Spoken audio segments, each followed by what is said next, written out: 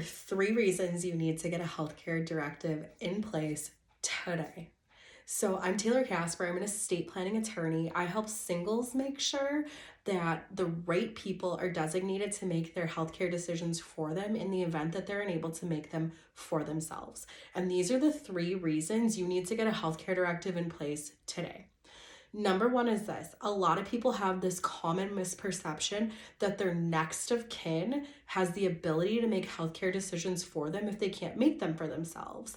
A lot of married people fall back on the idea that their spouse would have legal authority to make decisions. A lot of single people, especially really young single people, 18, 19, 20, those kinds of really young people think that their parents as their next of kin would be able to make healthcare decisions for them if they couldn't make them for themselves. And that's not true.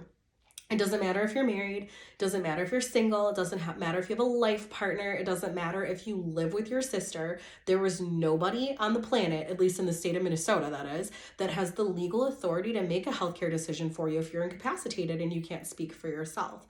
Obviously, like life-saving measures will be taken, but if you have some long-term and ongoing needs, like you suffer a car accident, you need to go into transitional or rehab care, nobody's gonna have the authority to pick things for you, and you're kind of going to be stuck between a rock and a hard place till the courts determine that somebody has the authority to speak up and to speak out on your behalf. So the number 2 reason you need to get healthcare agents nominated or get a healthcare directive in place today is because if you don't have anybody, then you have to get a guardianship over you. That means that somebody that you love, a family member, a friend, is going to have to petition the courts for a guardianship over you.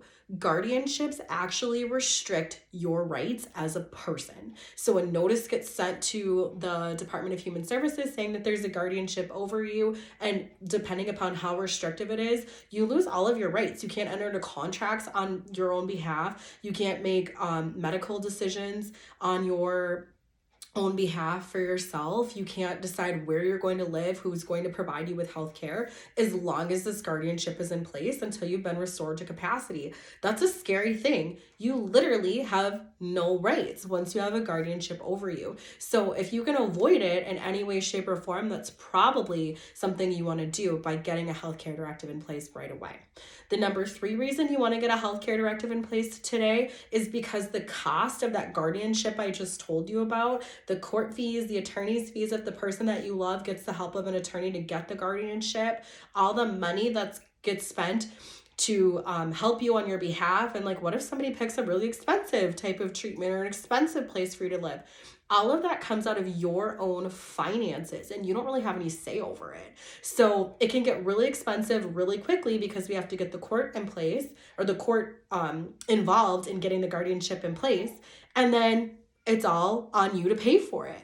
So that's just there's so many problems with that and so many reasons why you want to make sure that you're protected by a healthcare directive instead of letting these things happen to you.